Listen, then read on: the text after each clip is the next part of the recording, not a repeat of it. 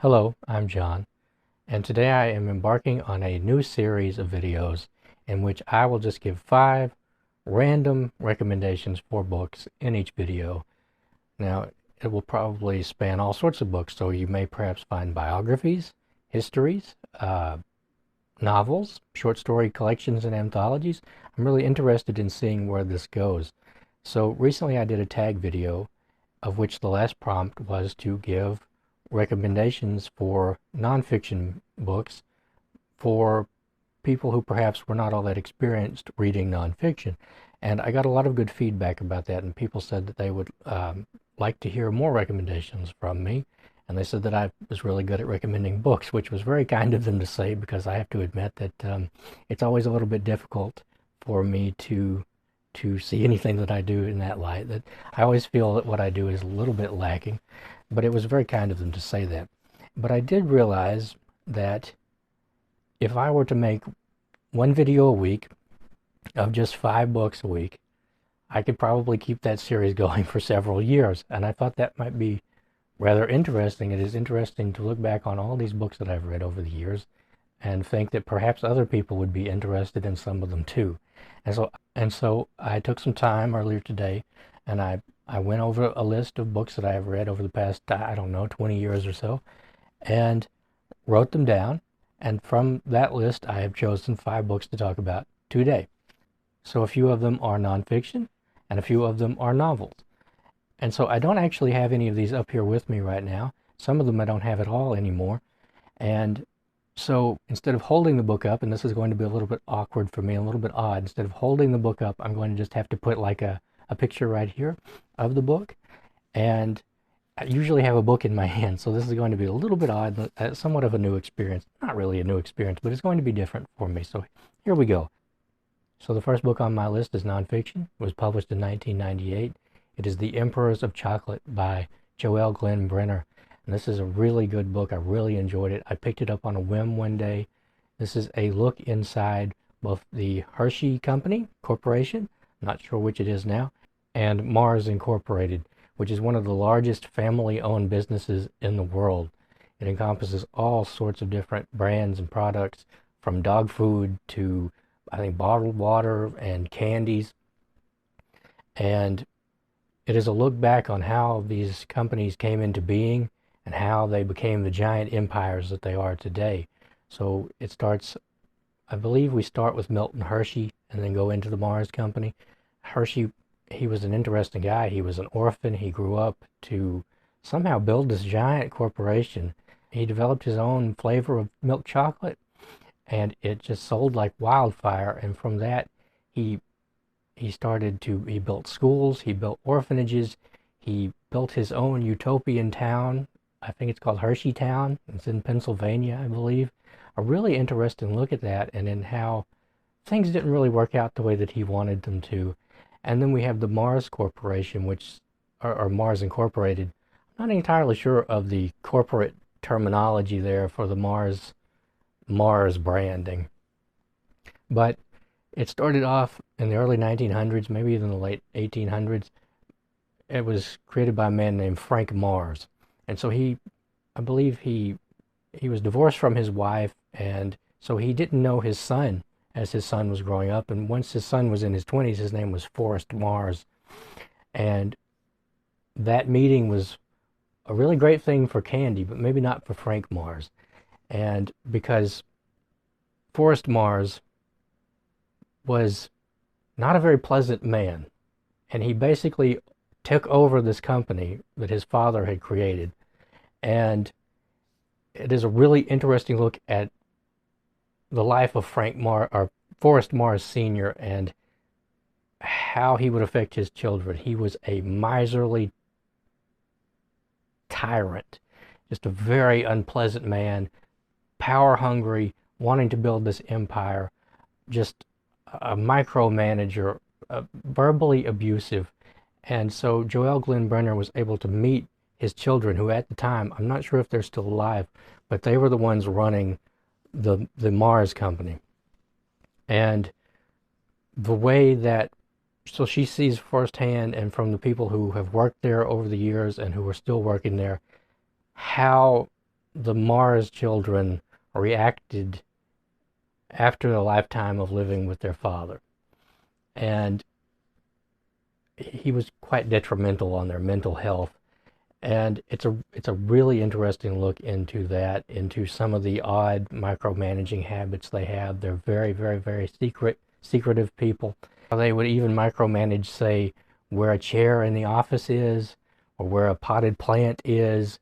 They put out candy bars for people to eat, but you have to cut off a little piece, just a little piece. You can't take a whole bar. It was a really interesting look into that, and then how these empires are built and the products they come up with, and some that really hit it off and some that don't.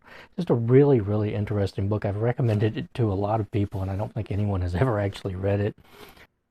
So the second book on our list is a novel. It's a horror novel, kind of. I'm not entirely sure what category it really fits into. It's sort of a suspense novel in a way, but it is Penpal by Dathan Auerbach. I'm not sure if I pronounced that name correctly. It could be Auerbach. So from what I understand, this started out as uh, a string of stories on Reddit or something like that about 15 years ago. And what it is the story of an adult telling about these events in his past that he is only now realizing how they are linked together. And he has acquired some new information which has allowed him to see his life in a whole new way. And through piecing these things together, he realizes that these things that happened to him when he was younger are all because he was being stalked by a man who was insanely obsessed with him, to the point of, say, crawling under their house and living under the floorboards of his room. And it is just one event after another. Now, I'm not particularly sure how well this book is written or anything like that. If you go and look it up, there are a lot of 5-star reviews, and then there are a lot of 1-star reviews where people say this isn't written very well, and then other people say this book is written really, really well. So I guess it's one of those books where you will either click with it or you won't. I have read it a couple of times, quite a while back, and I enjoyed it both times. I will say that it is a little bit confusing, but I think that it is a really interesting story. And it is pretty creepy, some of the things that go on. And it's an interesting look at how perhaps there were things going on when you were younger that you didn't fully understand the significance of them. Now, not to the point of the man in this story, probably, but I'm willing to bet that in all of our lives there were things going on right on the other side of the wall where we didn't understand what was going on or even know what was going on, that our parents hid from us. The third book on this list is a book that really is a gut punch to me. So I've talked before about how I read a book a while back, several years ago, that was just such an emotional punch to me that I quit reading fiction for quite some time, and that is Arch of Triumph by Erich Maria Remarque, who in the US at least is kind of known as a one-trick pony for having written All Quiet on the Western Front, but really he wrote a lot of books, and I have only read 2 so far, All Quiet on the Western Front and Arch of Triumph, and both are very, very good. I recently picked up The Night in Lisbon after searching for it for about a decade. I walked into a local bookstore and it was for $2 on the clearance rack. So it's kind of funny. It's not like anybody else was actually going to go grab it, but I kind of staggered over there and snatched it off the shelf. So Arch of Triumph it takes place in Paris in the early 1940s. There is it centers around a man named Ravik. Now, that's not his real name. It's an adopted name. It's a name that he has taken on to hide his true identity, because he is wanted. He's German, and he's wanted in Germany for sheltering a couple of men who were wanted by the Nazis. And some very bad things happened to Ravik. He was imprisoned. His wife was killed, or, well, something leads to her death. And he escaped from a concentration camp and is living in Paris. He's a surgeon, so he's doing surgery, being paid under the table by these French doctors. And all the time, now that Paris is occupied, he has to hide, basically. he can't be found, or he will be sent back to a concentration camp. And one night he is walking home and he sees a woman on a bridge, and she is staring down into the water, and he knows just from looking at her that she is contemplating jumping off this bridge. And so he goes up to her and starts a conversation, and he learns from her that the man that she has been living with has died. She has nowhere to go because she has also fled her home country, and I believe she's Romanian. And so he offers to let her come and stay with him at his hotel. And at the first, he's just helping someone in need. He doesn't really want to help somebody, but he's a very virtuous man, and he cannot just go against his inner sense of right and wrong. And from this, not immediately, but over a few days, they develop a relationship together. And so at the same time, Ravik learns that the man responsible for his wife's death, a Nazi officer, has come to Paris. And so Ravik begins planning to kill this man, to take revenge for what he has done and to stop him from doing other things to other people. And I can't remember exactly what happens, but Ravik is caught at one point by the Germans and sent back to Germany. And he escapes and comes back to Paris. And when he comes back, Joan, the woman that he was in the relationship with, she has moved in with another man. And it is a story of love and vengeance, and it's a really, really good book. I read a review on Goodreads once where the person said that their friend had read this book and it actually encouraged them to become a surgeon, and now they are a practicing surgeon, and that's how much the book meant to their friend, and so they read it too. And it is a really, really good book, and I recommend it to everyone.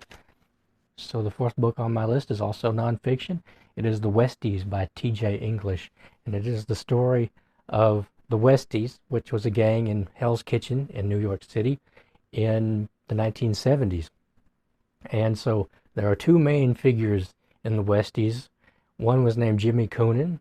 He's pretty much the guy who started the Westies, and he was wanting to get his hands into all kinds of crimes, racketeering, extortion, all sorts of things. There was a man in the neighborhood who really ran all of that stuff. His name was Mickey Spillane, not the crime writer. They just shared a name. And Jimmy Coonan would end up killing Mickey Spillane and taking over Hell's Kitchen. And at the same time, there was a young guy named Mickey Featherstone.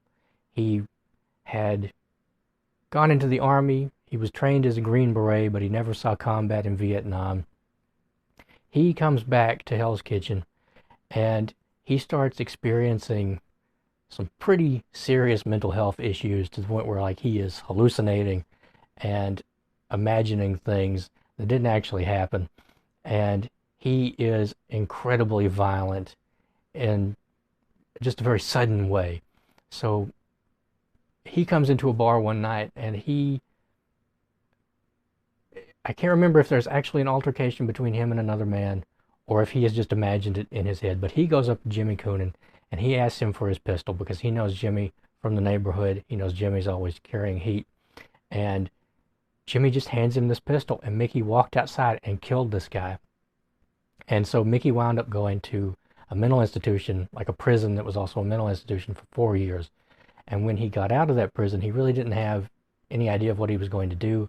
So he linked back up with Jimmy Coonan, and they ran the streets in Hell's Kitchen.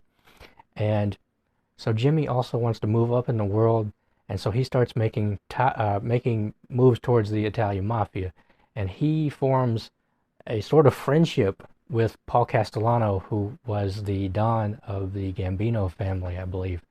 And so the Westies, they are all Irish Americans. They're all working class Irish Americans. And they are not particularly happy that Jimmy Coonan has formed this bond with the Italians or with Paul Castellano, and they don't like the way this is going, and Mickey is one of them.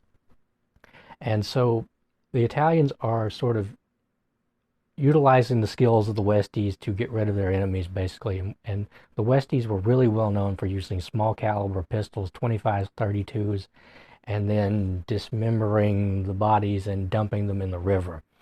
And all sorts of things were going on. This is also sort of the story of how law enforcement was trying to catch them, of some attorneys and that sort of thing. It's a really good book. I like T.J. English's books in general. And the last book on the list is a novel. It is The Pride and the Anguish by Douglas Reeman. It takes place in 1941, I believe, right before the fall of Singapore. And so it centers around a lieutenant.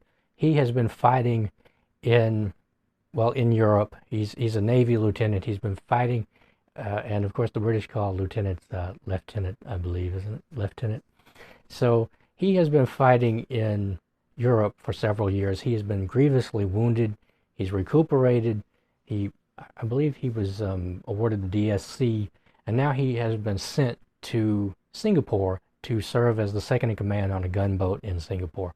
And he arrives in peaceful, sleepy, complacent Singapore, where all these captains are really worried mainly about what's going on at the club and about polishing the brass and painting the decks and all that sort of thing. They're not concerned at all because the war is on the other side of the planet. But, of course, so his captain is a martinet.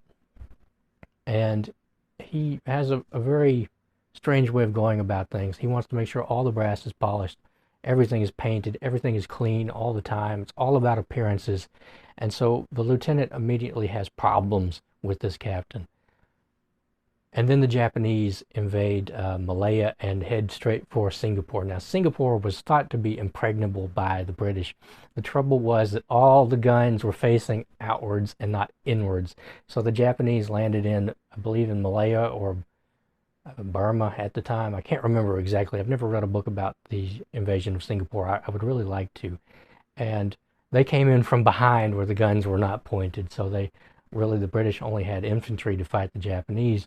So during this time, the lieutenant learns that the captain is also dealing with personal problems, very big personal problems.